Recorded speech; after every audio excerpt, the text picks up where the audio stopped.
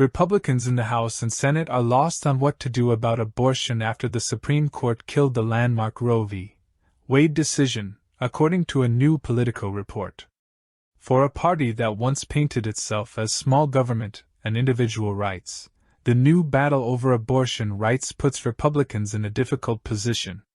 Minority Whip John Thune, Republican North Dakota, thinks that they can put restrictions on it, like a 15-week abortion ban.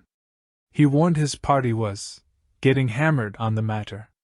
"We've got to come up with a position that's a winning one," Thune said, speaking to Politico. "Our guys say, well, it's a state's issue. Great, but the Dems are going to be out here advocating for what I think is a very extreme position. And we want to be able to contrast ours with theirs." By contrast, even Republican voters agree that the lawmakers have gone too far with inflexible solutions. While they're fine with some restrictions, the laws being pressed by the GOP are beyond what many conservative voters support, Pew's data shows. The Republican Party, I don't think, really is setting any sort of guidelines or coming to some consensus, said Senator Tom Tillis, Republican North Carolina. The answer is that those decisions should be made at the state level, instead of here in Washington, D.C., said John Cornyn, Republican Texas, while calling himself an unapologetically pro-life Republican. "I know that's not entirely satisfactory for those who'd like to impose a national standard. It was a significant factor in the last election. And I think it'll be an issue going forward," Senator Kevin Cramer, Republican North Dakota, added. He backs the 15-week ban, however, which would impose restrictions on all states.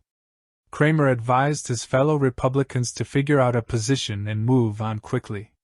Creating more headaches for the GOP, Texas Judge Matthew Kacsmaryk, who was nominated by Donald Trump and supported by Republicans, recently ruled against abortion medication. Cornyn might have supported the judge that shot down the abortion pill, but now he's dancing around the issue.